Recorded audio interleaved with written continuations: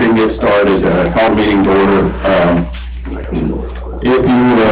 If you would be so kind, please, as to check a phone if you have it, and just make sure the ringer is either set to silent or vibrate. That's a big help. We'll have a pledge to our flag and a quick moment of prayer, and then we'll get right into business. So if you would, stand with me. I pledge allegiance to the flag of the United States of America and to the republic for which it stands, one nation, under God, indivisible, with liberty and justice for all. Father, we come to you this evening, Lord, thanking you for the beautiful day that we've had. We appreciate the respite from the rain, Lord. We really appreciate the rain. But, Lord, you know our needs better than we do. Yet another thing that I'm glad we're not responsible for. Lord, I pray that you'll bless and watch over the families of the two young teens that are still missing at this point. Our prayers are with them. Be there and serve and satisfy every need they may have. Lord, I pray that there'll be some resolution of this. We ask now, Lord, that you'll watch over us, guide our efforts here this evening. May we use our discernment and good judgment, Lord, in everything that we do, Lord. We pray that it'll be pleasing unto you. Give us safe traveling mercies as we depart, and Lord, we'll give you all the honor and the glory for everything. And it is in your name we do pray. Amen.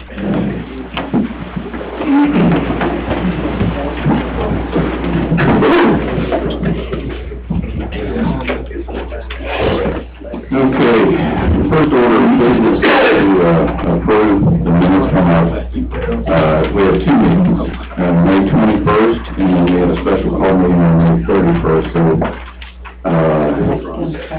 we'll have to do these separate because of the meetings. That's right. So on the May 21st meeting, I'll take a motion to approve those minority. Motion to approve. And motion approved. Mr. Chairman. Please. Can we discuss this? Do you want to make a motion first and then discuss it? Do you have a second? Second. Got a second. Okay, I'm sorry. I just don't want you to pass on that. Please, no. Any comments or discussion? No, I just didn't hear it. That's my... I'm not going to hear it. Now, what I'm going to ask you about, on number 8, where we found that one, since you're one of the board, IBA, and putting that thing together. Yes. Do you really think it was right for you to have the vote on this side taken for us to vote, which was tiebreaker? I don't have any reservations for that, to be honest with you. I serve on that board as one of 5. No more authority there than I have within any of the other 5 members. So, with respect to the protocol for conducting discussion and votes here, everything, as far as I'm concerned, was in order.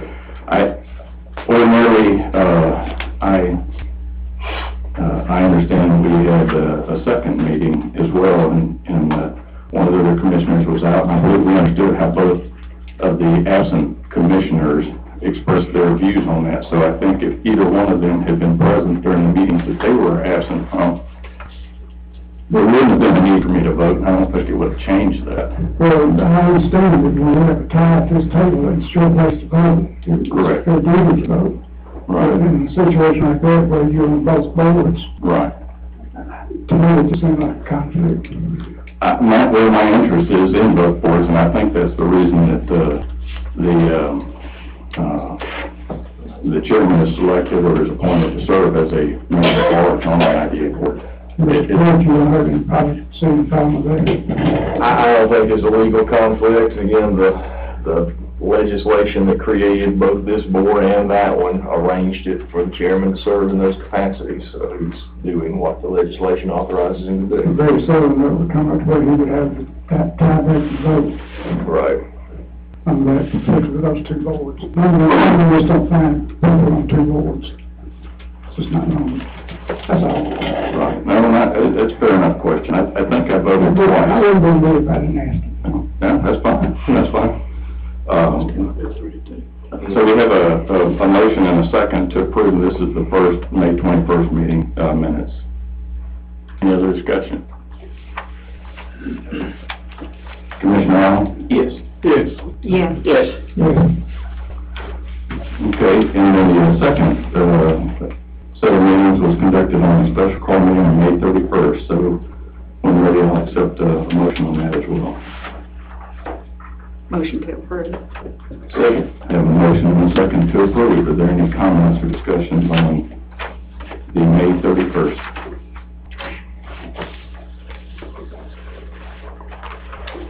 All right, Commissioner Strickland? Abstain.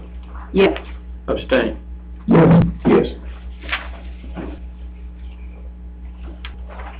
Okay. This was the May 21st vote?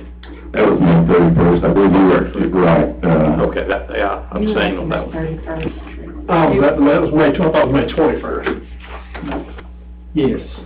You should have voted. Yes. And I should have abstained.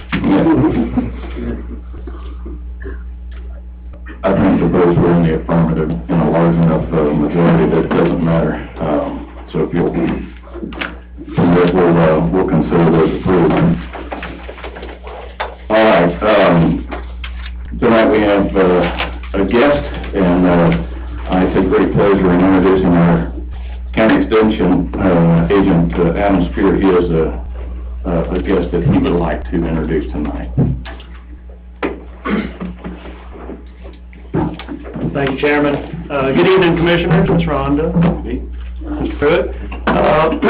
Wanted to introduce our new Family and Consumer Sciences Extension Agent who will be serving in Madison and Oglethorpe counties, and I want to thank y'all for helping make the funding for this agent position possible. And we know Ms. Morgan Langford had been our agent for a couple of years, and she moved on to other things, but we have a new agent just started Friday, made the drive down to Georgia Thursday, and he has hit the ground running ever since. We hadn't let him have time to slow down. So Mr. Bradley Averill comes to us from the University of Nebraska Extension Service, where he was a health, food, and nutrition educator. Different name, similar responsibilities, serving as an agent. But I was going to let him come up here and introduce himself, share a little bit, and if y'all had any questions for him, nothing too hard. He's only been on the job 2 days. But if y'all have any questions, feel free to ask them. So I want to thank y'all for your support. Brad?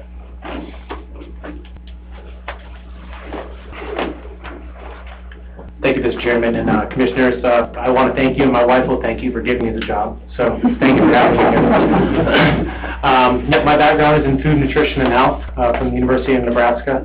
I'm kind of a byproduct from the entire country. I was born and raised in Michigan. I was there until I was 21, moved to Florida in Orlando for about 8 years, and then moved to a cornfield in Nebraska for the past 2 years. I'm excited to be here. Going to do a lot of programming in the schools with senior centers in the community. A lot of farm-to-table stuff. I'll be working with senior centers. I do a lot of senior yoga. I've done that before, which is very popular among the senior crowd, just to make sure they keep moving and keep agile.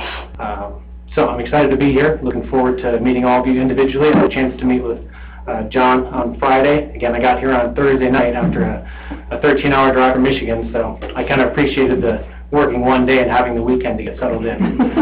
So it was really nice. Adam gave me a map of Madison County when we were walking in here tonight, but John gave me permission just to use the map in his office if I do get lost. So, and I heard he'll keep me there for a couple minutes too. So, thank you for all having me, and I look forward to working with you guys in the community. Any questions? It's nice to have you, Brad. Yes, excited to be here. Thank you. Yeah, I appreciate it. That map's going to be a tough hit in your vehicle. Pretty good size. All right, looking forward to it. Thank you very much, and welcome addition. Hope you get settled in and look forward to really good things to do. Okay, thank you, everybody. All right, thank you now. I'm going to take him to the Farm Bureau meeting now, so. All right, very good. Take it around. Hey. Thank y'all. Yeah, you're good.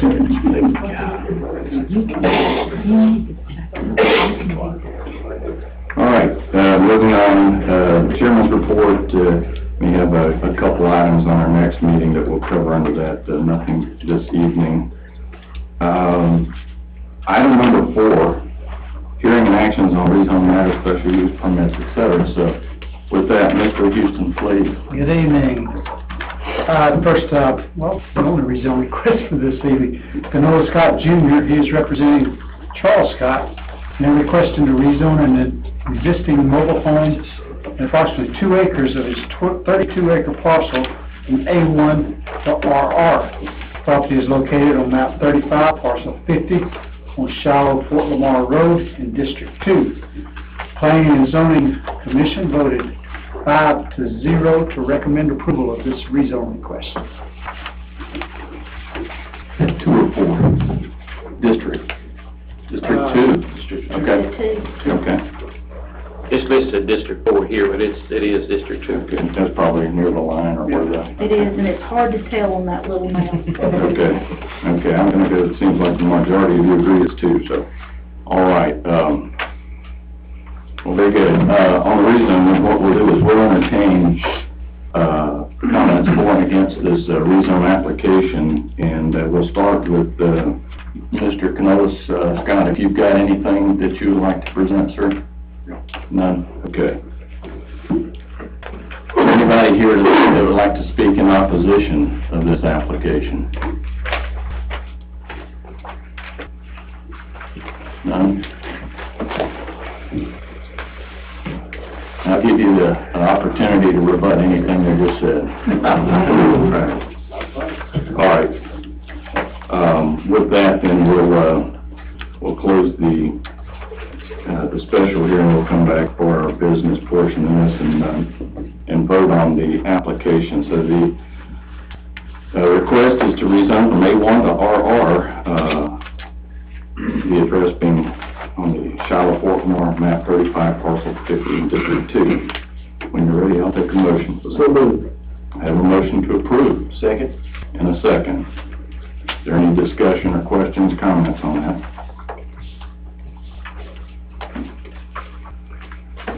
All right, seeing none, the vote is to Commissioner Pettis. Yes. Yes. Yes. Yes. All right. Okay. On this, item number 2, I don't know if, this is to follow up on a rezone application that was approved, with conditions. And, while the rezone was approved, there were a number of conditions that were in place, and, the discussion tonight is to consider amending a zoning condition on the lot size. The lot size that was proposed was a .875. The condition was changed to a 2-acre minimum. So we're here to hear the comments or discussion on the change of that lot size. So if there's anybody here that would like to speak in favor, let's see, we'll have to make sure that we capture this correctly, in favor of changing or amending the motion from 2 acres to 8.875. And let me just read so I can capture this correctly. There'll be a motion to amend the lot size zoning condition on map 58, parcel 57, from 2 acres to .875 acres. Did I capture that adequately? Okay. So if there's anybody that would like to speak in favor of changing from 2 to .875, you'd like to speak. Mr. Chairman, Victor Johnson, on behalf of Capital Resource Management, the owners of the property. This arose out of 2 rezone applications in 2016 and 2017, which are still in court on appeal from this board. The 7-acre site plan, which I've given you copies of, was submitted before the March hearing of 2017. The only issue today is whether to allow a 7/8 lot in place of 2-acre lots. At the time, both properties were applied for rezones, 3/4 acres, not 7/8 acres, 3/4 acres with the allowed lot size. Will we be enforcing the 15-minute per side rule under the zoning ordinance? Comments? We will try to adhere to that as much as possible. I'll keep us on point, and specifically for the lot size discussion now. Thank you. So in terms of why to change from 2 acres to 3/4 acres, it's really simple math. The cul-de-sac is approximately 1,200 feet. The cul-de-sac is required to be built and dedicated to the county in order to get more than 2 or 3 lots on the property. The cost, I received this from my client today, the estimated cost currently to put in a road of that size per lineal foot is $147.33 per foot. That's almost $178,000 just for the road. 18 lots, that works to $98.22 per lot cost just for the road. Water costs are estimated at $35,000. That's $1,944 per lot for the water. Environmental cost, engineering survey, soil survey, health department, subdivision regulations, $25,000. That's $19,044 per lot costs. That comes to a total of $236,796 just for the infrastructure to put in these lots. That works to $13,155 a lot. At 2 acre lots, the most you could get is 7. And I will point out, the site plan says 18 lots, more likely it'll be 17 or 16 or less, because there has to be room set aside for erosion control, sedimentation pond, and et cetera. At 2 acres per lot, with only 7 lots allowed, it would cost nearly $46,000 per lot, including the cost of the land, which was $5,000 per lot at 18 lots, $90,000 for the land. The property cannot be developed at 2 acre lots. My client could have, in 2016, put 3 manufactured homes on this property and walked away, and this never would have appeared in front of this board. Instead, they proposed to build site-built homes. They agreed to additional conditions that were not imposed on other homes, including the what is now Cypress Woods subdivision to the west of here. Instead, they were trying to put a better quality home in, of the same type of home as in the Culvert area, subdivisions in Culvert and along this road. We're requesting the rezone be amended to allow 7/8 acre instead of 2 acre, because at 2 acres, the property cannot be developed, period. That's taking the property because it's too expensive. Or my clients could wait until the zoning reverts to put in manufactured housing, which has never been their intention. I'll reserve the rest of my comments for rebuttal. Thank you. All right, thank you. All right, at this point, if there's anybody here that would like to speak in opposition of changing the parcel size, or the lot size rather, from 2 acres to 0.875 acres, if you'd like to speak. Mr. Chairman, fellow commissioners, good evening. My name is John King. My address is 1211 Diamond Hill, Culvert Road. The argument that council just brought up, I think, is really the principal position that we need to entertain. From the initial purchase of the property that the applicant made numerous years ago, he was completely aware of what the zoning was. Furthermore, he was completely aware of what these properties zoned around this property is. Everything from RR, A1, A2. The argument that he has incurred costs to purchase the property, and he will incur additional costs to develop the property, which we believe is not agreeable to the area around us, that's almost immaterial. Now granted, council has been very upfront about this. Last year, June 26, 2017, 46 minutes into the tape, he said, quote, "People don't buy property and build homes to lose money." If indeed that is the case, then why did he do it in the first place? He was relying upon this body to change the zoning regulations in a neighborhood that does not look appropriate for this type of development. Furthermore, related to the equal protection challenge, which council has brought up a number of times, what about the families who live directly across the road, the Brakes, the Whites? They purchased property from Sonny Fortson, buying a 5-acre minimalist, which was the zoning at the time, so they have rights which need to be protected as well, in addition to others in the neighborhoods. Thank you. Thank you, Mr. King.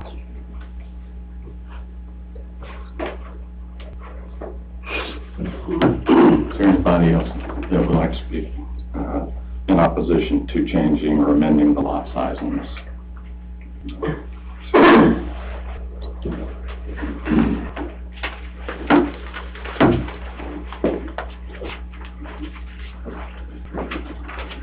Sue Stone, 1495 Brush Creek Road. The question I want to know is why? No one has really told us why you're reconsidering it, and I'd like to hear it in your words, why you're reconsidering.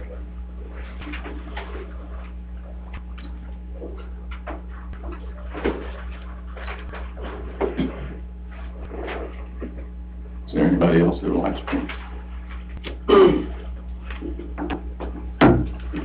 My name is Adam Stewart. I live at 1041 Diamond Hill Culvert Road. I want to begin by saying what happens here tonight will undoubtedly determine future values of the surrounding properties, and we should count for something. I firmly believe that. I'd like to point out, in the early 2000s, when Brush Creek Farms cleared the land and became a major beef cattle operation, it's reasonable to say that that set the tone for Diamond Hill Culvert Road. It said that we were not going to turn into Glencarry Road. It's also safe to say that people made property investments based on that very reasonable assumption. For example, the Brush Creek community is not something you're going to find in the high dense area of Glencarry. So our direction has basically been set.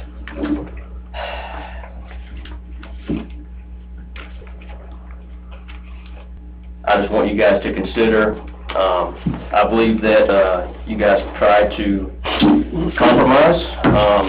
Personally, I believe it was too much of a compromise. He purchased this land knowing that it was zoned for 5-acre lots. I've said it at the last two meetings, and I'll say it again. It is not your position to protect him from a bad business decision. It is your position to protect the citizens who have come time and time again to argue our case to preserve our community. At this point, 4 times in, a little emotion comes into it. I feel disrespected. I feel like there's been no respect shown to the community. I feel like there's been no respect shown to the decisions that's been made twice by the Board of Commissioners. I believe that the compromise that was suggested in the last meeting to 2-acre lots, again, I feel was too much, but that was just rejected. So basically, we're back to where we were 3 years ago. Now we have the offer of 0.875 acres as a very gracious addition of 1/10 of an acre from the first proposal of 0.75 acres. So I would like for you guys to just consider the passion that we've shown, that we love our community, want to keep it the way it is, and it's not your duty to protect a bad business decision. We do not look forward to becoming Glencarry Road. Thank you. All right, thank you. Is there anybody else?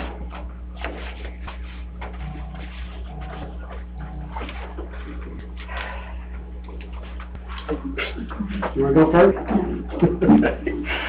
I'm Mark Gully. I live at 824 Brush Creek Road. I rose in opposition to both of these applications for rezoning and presented not only logical arguments but legal arguments to support my position. And I haven't heard anything new. I don't think that you have either, but it seemed to me there must be something that has happened since we were here last year. I don't know what that is exactly, but I'm sure you all do. But I'm still at a loss. Certainly I appreciate Mr. Johnson's representing his client, but it probably brings us nothing new. I mean,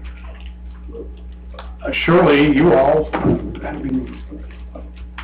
sat through many of these applications, know the cost of paving the road, know the cost of putting in water, setbacks and things like that. That shouldn't come as a surprise to any of you. Maybe it came as a little bit of surprise to Mr. Pridgeon, that it was going to be so much, and that his cost per lot was gonna go up. I don't know. It seems like he should have done that work before he ever bought it out of the bank foreclosure. He paid, I think, let me go back to my notes, but I think he paid somewhere in the neighborhood of,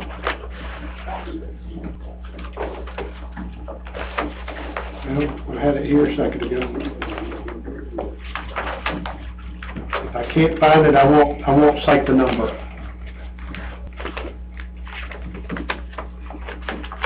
And I'm not good as fine.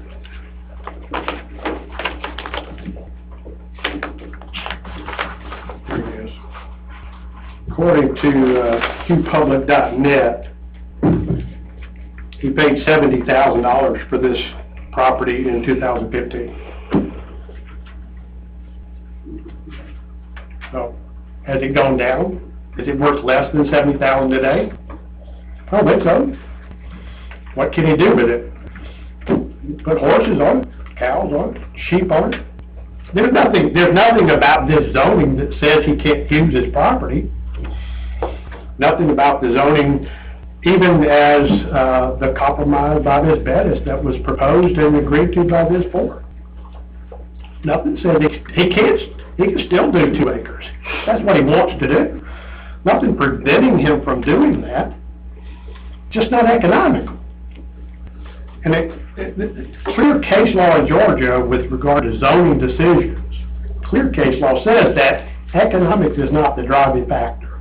The fact that somebody would make less money on a development is not a factor for this board to consider in approving or disapproving zoning.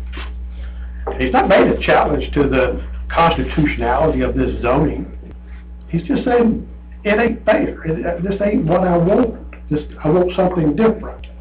And he hasn't met the burden of being able to show to this board and to the community that the fundamental zoning itself is somehow unfair to him. He's just not met that burden. Now, I don't know what all the legal machinations are behind the scenes. Frankly, don't care. But I think that coming to this board today to amend a permit, which is what I understand, he's asking for an amendment to the permit that was granted to him last year, if I understand the chairman correctly. And the basis of it is because it's going to cost me more than I thought it was to develop it. Simply ought not be sufficient for this board to approve, going back to where we originally were and was originally denied. It just doesn't make any sense to me. So I'd ask the court to deny this application. Thank you.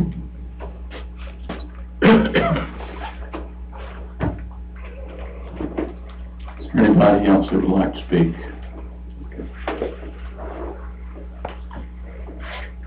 I'm Patricia Adams, 786 Diamond Hill, Colbert Road, Colbert, Georgia. There again, our land runs parallel to this land. We have grown accustomed to having this beautiful piece of land next to our beautiful piece of land, which I know that doesn't come into play in this. But my point is, forgive me, I grew up very poor. I'm still not a millionaire. I'm not a rich person. It seems to me like Mr. Freedom is like a big fat crybaby. I'm a rich man. I'm used to getting what I want, and I'm going to continue to fight the decision of the Board of Commissioners until I get what I want, because, hey, I'm Jim Bridges. Mr. Chairman, I'm sorry, the zoning ordinance does not allow personal attack. We'll have to move on to that now. Okay, excuse me. But I would appreciate it if the board would stand by your decision and protect all of our homes and our neighborhood as it is. Thank you. Thank you, ma'am.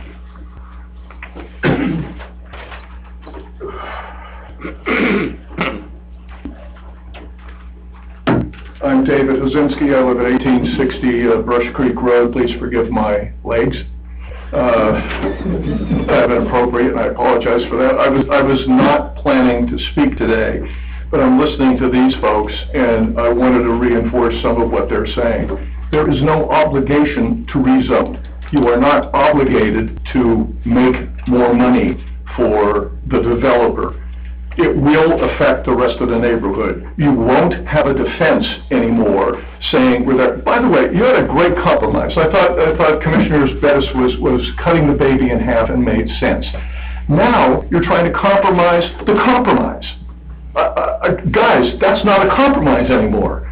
We're going to change our neighborhood. You're going to change the character of all that. And the root issue remains.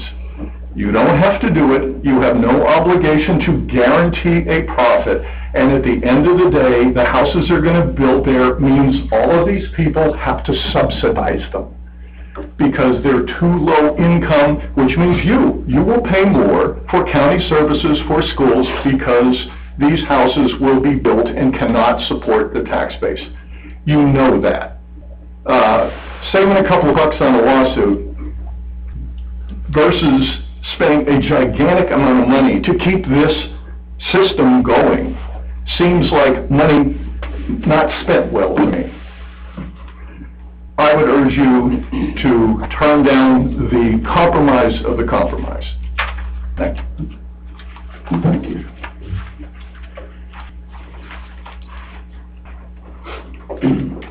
Everybody else that would like to speak?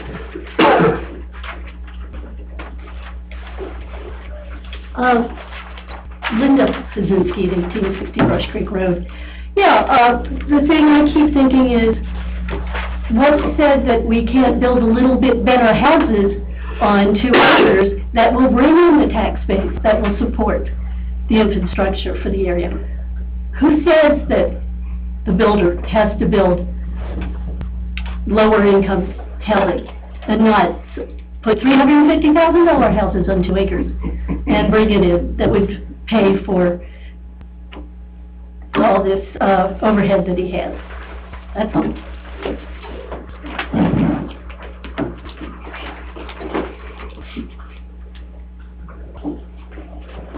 My name's Carolyn Scott. It's 125 Brush Creek Road. I wasn't planning on saying anything either, but I've heard so much. I just want to just say, if we let this happen up here, at this where we're all fighting for, whatever we're doing now, if this passes, then what's going to happen when he goes and gets, or anybody, not just Mr. Pridgeon, goes out and buys the same acreage and does the same thing in another place? Are we going to vote in and let it happen here and here and here? I mean, I've been here 18 years, don't know nothing about politics or the board or anything, but I see so much happening in Madison County that kind of surprises me. I mean, we've got all these fantastic places going out on 29, the bypass, great places, but they just stop at Madison County on the line. Why can't we get businesses to come in to help us instead of depending on our taxes that we all have to pay? Senior citizens don't get a discount, all the other counties do. But why do we have to suffer for this? Put big houses there, let them pay the same amount of taxes too. I guess I'm just trying to say, if you let this happen tonight, then it's going to happen again and again, because the more property they buy, the more times we're going to be sitting here fighting it again. Maybe not our neighborhood, but other neighborhoods. Our schools, you ride by, you see our schools, we got trailers everywhere, you know? Trailers everywhere where we putting our children in trailers. And if storms comes up, they're going to get blown away out of a trailer. They don't have no safe place to go. You got trailers where people's going to hit that trailer door and knock in and shoot our children. We have no safety for nobody anymore. All we do is worry about getting subdivisions in here to bring in money for other people. But it's not helping our children, and it's not helping us. It's not helping nobody. Let's go by what we're supposed to do and get it done right. If these buyers come in and they purchase this stuff, this land, then they should know what they're going to face, their consequences when they're getting it. You can't just say, I'm buying 10 acres, but I'm going to put 10 houses on it. They should know all this stuff. He should know it. Everybody should know it.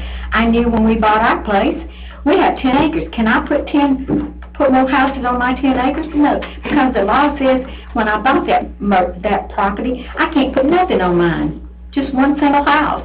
But can we change the rules and the laws?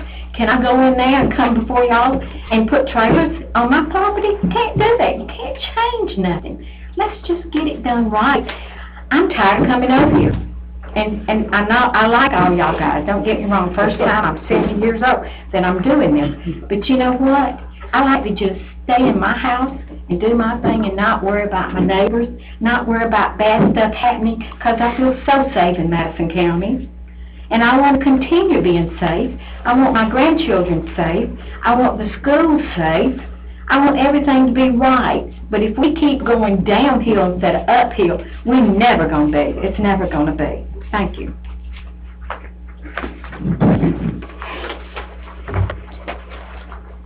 Time for one, two more maybe at the most, if anybody else has anything they'd like to offer in opposition.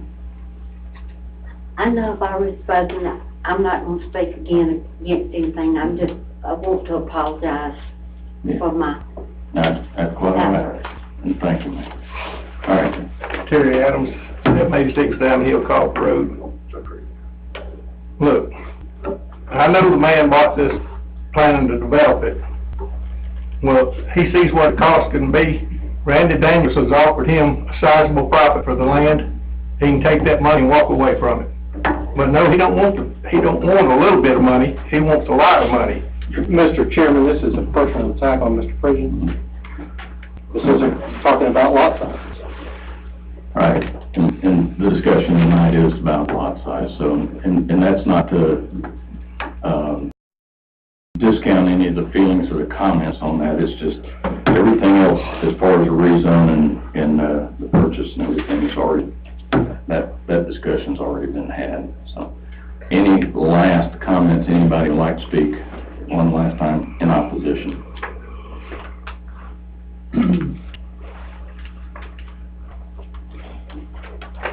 Mr. Johnson, if you want to offer. Yes. I have two handouts for the commissioners that will address issues that were raised by the audience. If y'all pass them in the two different directions, you'll get them quicker.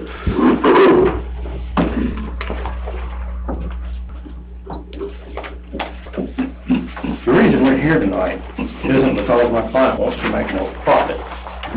It's because this board, when you rezoned the property last year, you put a number of conditions on that rezone.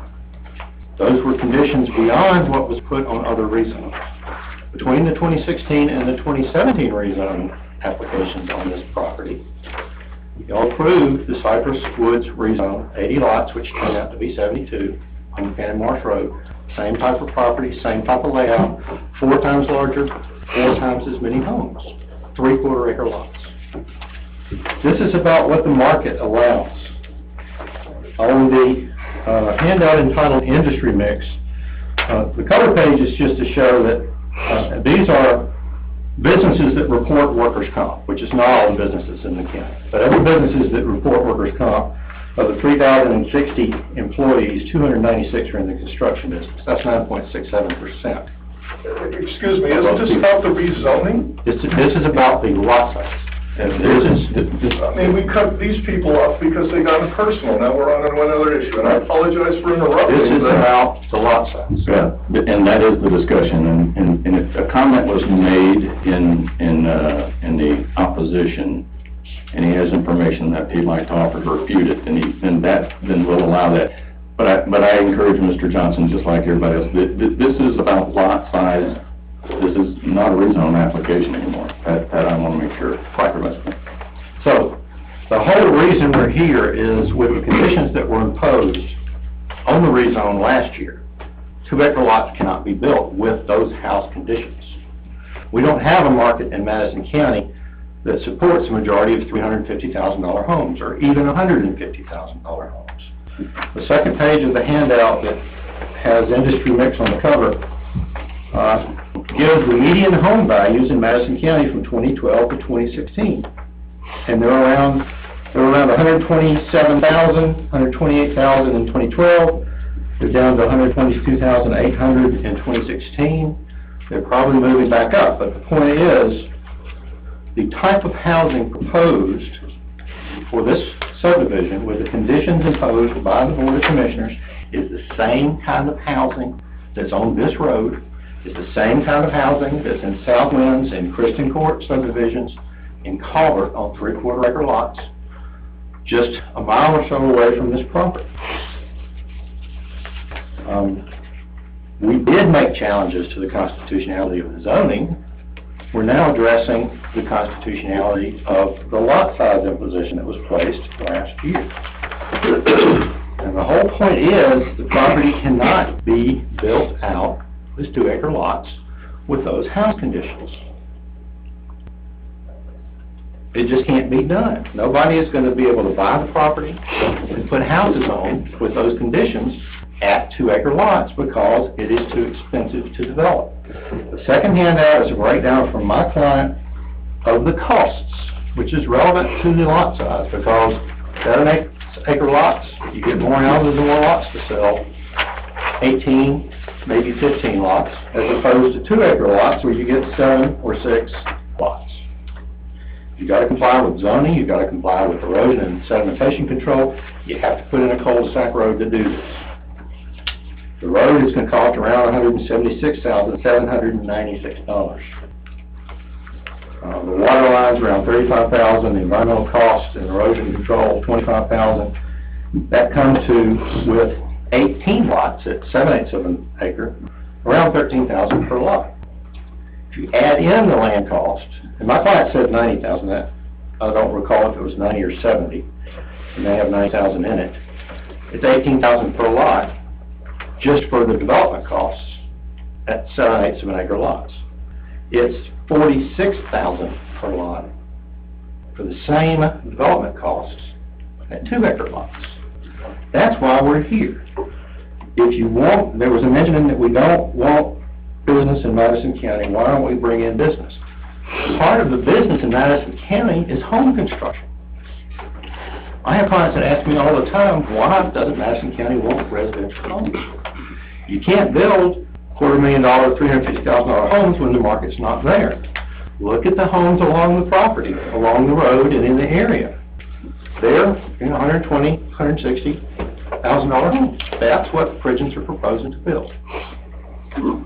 They can't do 2-acre lots with the conditions that were put on the rezone by the county last year. If 7/8 acre lots are allowed, and at the time they applied for both of these rezone applications, 3/4 was the allowed lot size, not 7/8. 7/8 acre lots would allow the houses, the nicer quality stick-built houses with protective covenants, easement restrictions, only one house, accessed by driveway to Diamond Hill Culvert Road. Those can be built at 7/8 of an acre. At 2 acres, they cannot. That's why we're here tonight. We're asking for the lot size reduction back to close to what it was when my clients applied for both of their rezones, so that the houses can be built. I'll be glad to answer any questions to the best of my ability. But the whole reason we don't have more expensive homes is that's not what the market allows. And you've heard me say this before, as more and more starter homes are built in the county where people can move in, and there is a desire for people to move back to Madison County, there's a shortage of homes, even with the subdivisions that have been approved in the last 2 years and are being built. There's still a shortage of affordable homes in the county. This is the same as Cypress Woods, just 1/4 the size and larger lot sizes to build the same type homes with more conditions, more restrictions, no vinyl siding.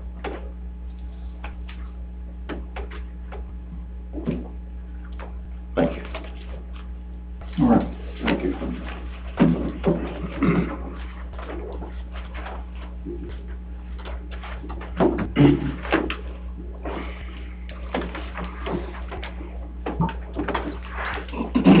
All right, with that, we'll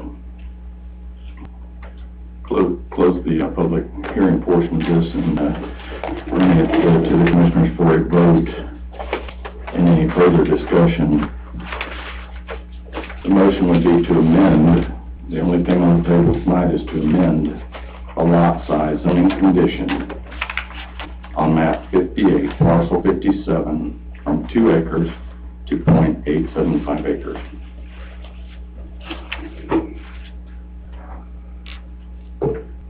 Motion to approve, Chair. I have a motion to approve. We can discuss.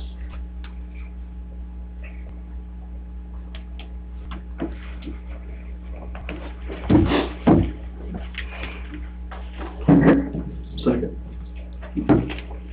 Now we have discussion. What was the motion, Mr. Chairman? The motion is to amend the minimum lot size from 2 acres to .875 acres. Map 58, parcels 57. Right.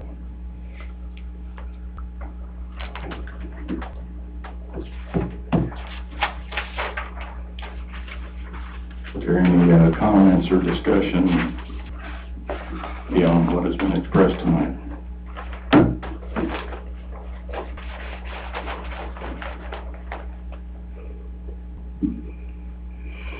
Any comments?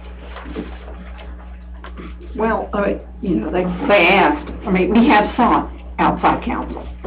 And counsel that is very aware of the comprehensive plan. This is on the outskirts of a high density, of the high density area. This is why we need people. We need to hear people at the public meetings for the comprehensive plan. This is why we want your input, okay?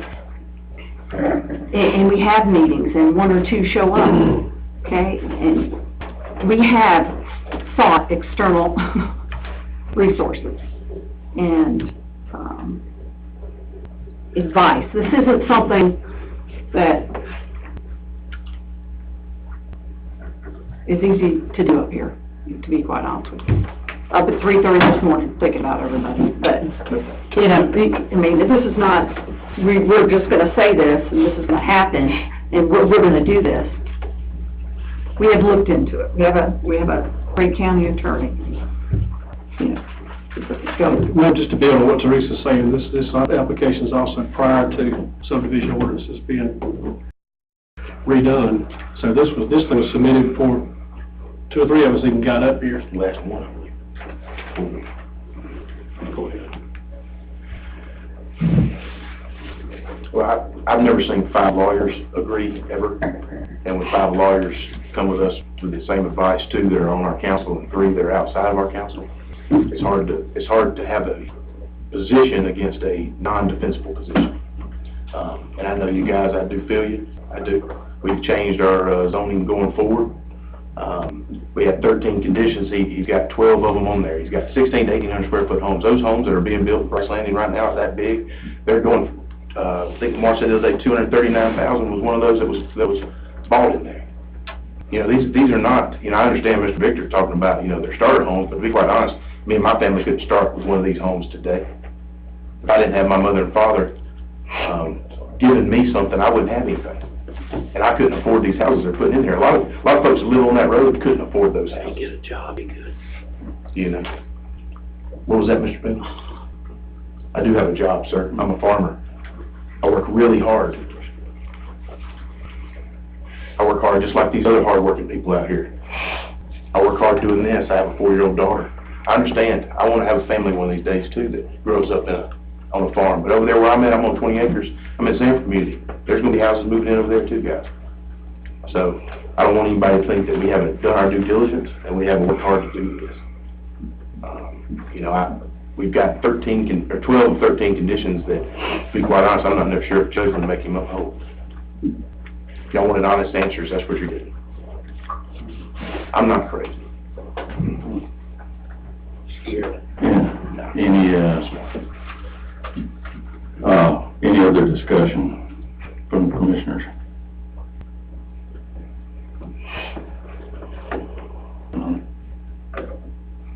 Okay, the motion is to amend the lot size zoning condition on map 58, parcel 57, from 2 acres to 8.875. The vote is to Commissioner Pepple. No.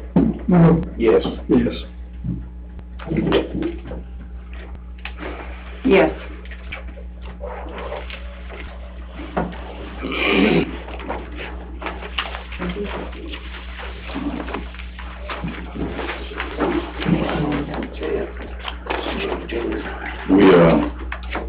We have a couple of items on our agenda for business. If those of you who would like to take a minute, if you're not interested in staying for this, you're welcome to leave if you like. Don't mean nothing. Don't mean nothing. Thank you, Andy. Appreciate it, guys. Thank you. Thank you. Thank you, Dave.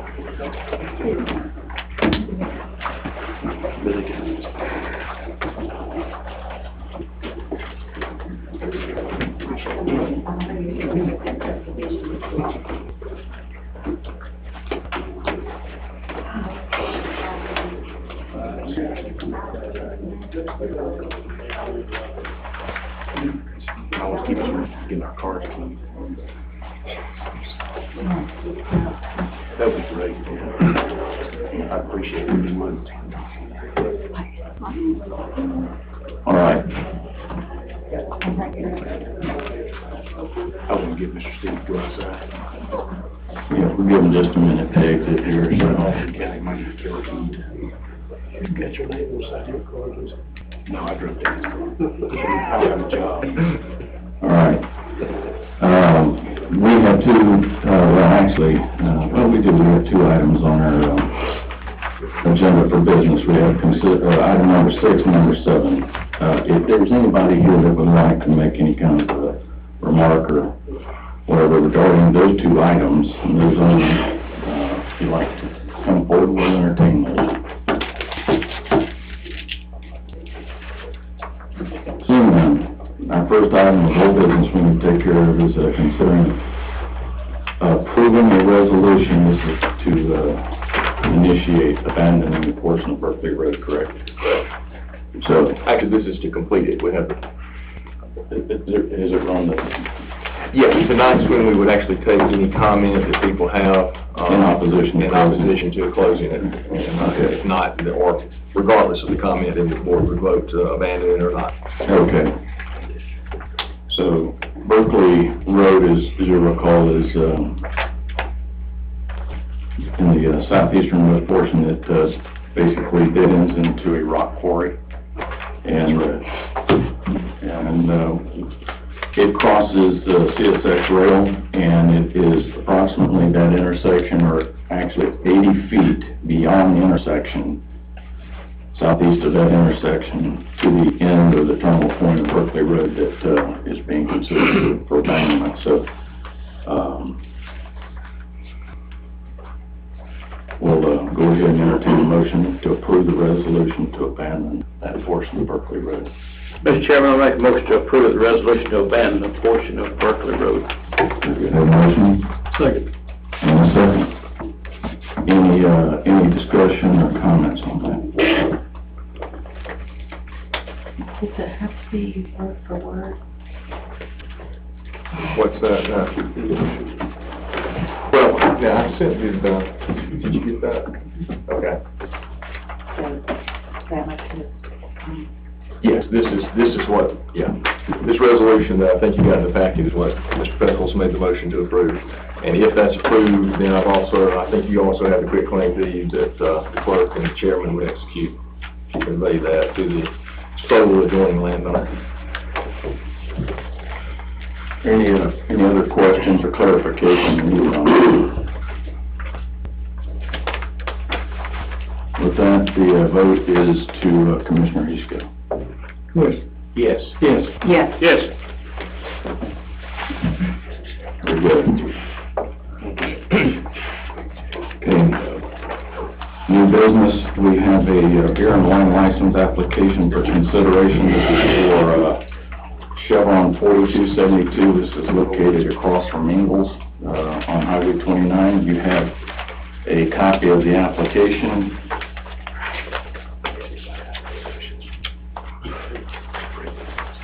And again, the motion would be to consider that approving that beer and wine license application for consideration. Motion to approve, Chairman. I have a motion to approve. Second. And a second. Any discussion on this, application? So that's Ron, my copy shows a balance due of $800. It's 200, application fee.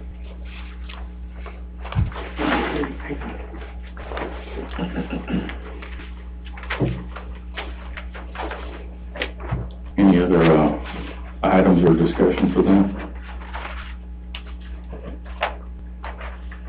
All right, seeing none, the vote is to Commissioner Allen. Yes. Yes. Yes. Yes. Yes. On to, road updates. Anybody have anything for? I just wanted to get a record like we talked about earlier with Alan, Channel Farm Road, 2 culverts there, need to take care of those. Many of you are aware, we had a lot of, Yeah, that was Mr. Papa Wildcat. right, we have, several, we have approximately 12 roads that, are in need of either replacement or pretty extensive repair. Chief William is, the one, off of Wildcat, Bridge Road 281 that, washed out. We had, a number of roads that were hit pretty heavily by, so it's a combination of the soft, the persistent rain, and then we had some really,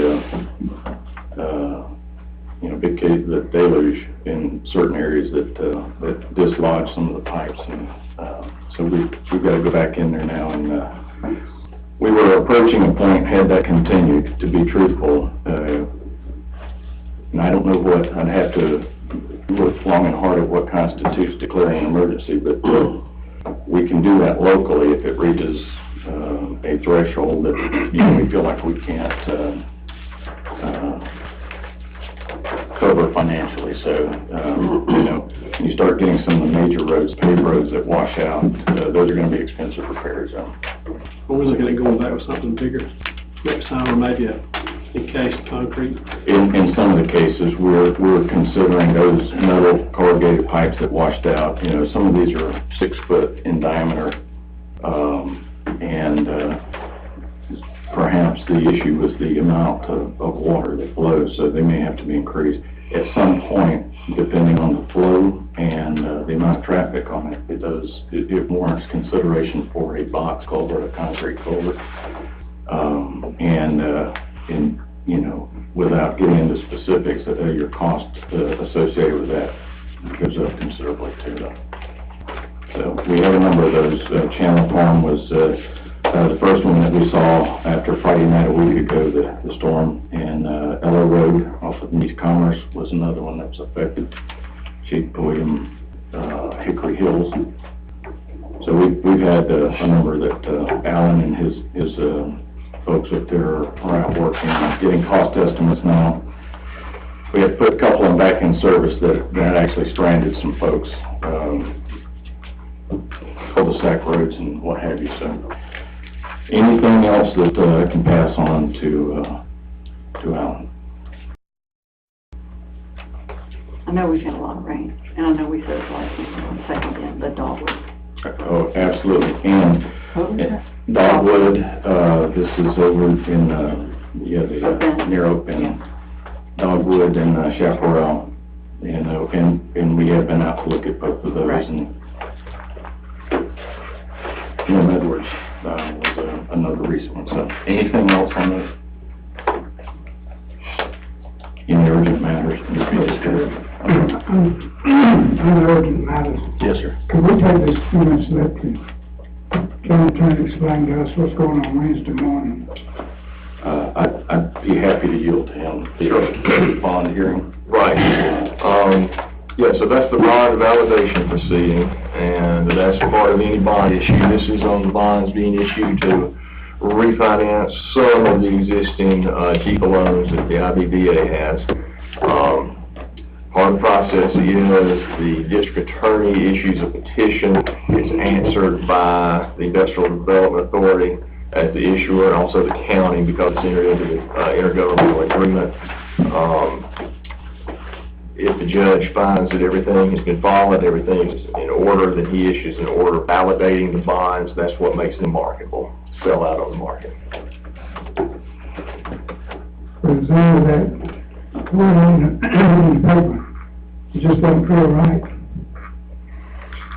I think I know what you're talking about, and so I think what you're talking about is these bonds are, from the market perspective, and this is what we talked about when I was here on the 21st, I think it was.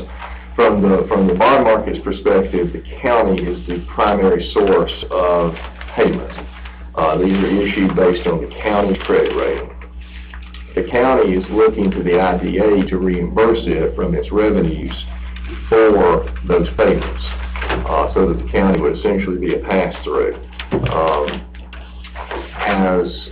As the appointing and removing authority of the members of the IDA, the Board of Commissioners obviously has control over making sure that happens. So.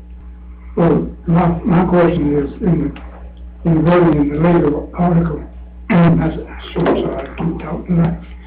It doesn't say that if the authority misuses funds or overspends on other stuff, it seems like we would automatically have to, or the county would automatically have to make these payments for them. No, that's what I'm saying. The county is the primary payer. But could it be, it's got to be something saying that where they take the money and make the payments before they spend it on other stuff. Again, there's nothing in the contract documents that says that. That's this board's responsibility as a board to make sure you oversee the IDA and that they conduct themselves in a fiscally responsible manner so that they can and do repay you for those bond payments. For all these years, IDA's been over that. This board hasn't had very much authority over. They've been doing. And I guess they're in trouble now. A lot of them come and say, you know, we overspent or... They're not in trouble, Commissioner Eagle. Didn't ask me anything. I understand that. I just want to correct I'm talking to people misleading on the statement. board. Talking to people on the board. Under urgent matters, we do need a motion in a second to even talk about it, so, you know, we're above and beyond what we're already going to do. So, I'm not saying Victor should be able to talk, but I'm just making a point of order, just throwing something out there. So, I got no problem with keeping on going, but normally, you know, that's what we do it. I know Mr. Jim's all for doing it the proper way. So. I'm going to assume we have a motion in a second. Okay. That train left the station about 5 minutes ago. There seems to be two issues here. One is the actual bond issue, and then one is procedures accounting for the fund and everything. Again, and I think I expressed this in our last meeting, that I cannot speak to anything beyond approximately a year and a half ago, personally. I can tell you that every effort's been made in the last year and a half, though, to resolve, correct, improve, do anything that we can do to enhance the efficiency of the IDA, to return them to a place and a position where they can perform the role that they're... Chairman, also, if I may interject, if they come to us, they've got to come to us for us to back any other loan, right? They can't just be getting loans and saying we're going to back them. What about the one they've already got approved? We just backed them, you know, the one that we just did all the motions and all the meetings. No, I'm talking about ones with the water. Right. And then it's the plant. So we have... That's another 4-point-something million. Right, we have a... We'll have to okay that one. Right, there is a provision for the county to weigh in on that one as well. Chief Georgia Environmental Finance Authority has recently added another layer that requires that, and I don't know if it's tied to a threshold, I'm not sure, the threshold or the face value of that loan, that they have the county sign an environmental facilities agreement, I believe is what they... Yeah, I don't remember what it was titled, but it's basically a guarantee. So I have seen that package, and it includes the one that Mr. Easko's talking about. It includes this guarantee that the Board of Commissioners would be asked to approve It's my understanding if you don't approve that, then GFA would not advance any funds. Now, the industrial authority might still be out $47,000 for its loan application fee if it goes forward with this. Again, I encourage all the board members to exercise, again, your oversight over the IDA, to let them know your feelings about that.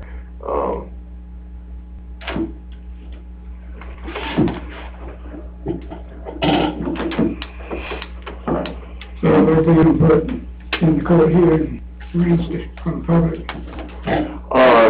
To be honest, I'm not the bond lawyer, and I don't know what the procedure is. If anybody wants to be heard on an issue, I assume that the judge would allow people to speak whether and what they need to do ahead of time. I'm not gonna go there, not my place, and I'm not qualified to comment.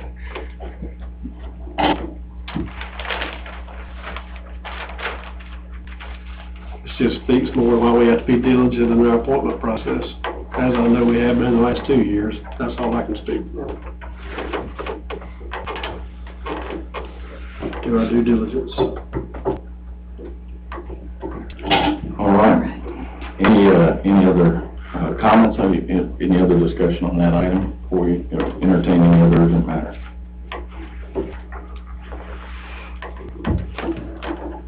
All right, statements and remarks from citizens on anything. Anything? No, sir. Need a motion to adjourn? So moved. Motion? Second. And a second. Commissioner Madison? Yes. Yes. Yes. Yes. We are adjourned. Thank you all.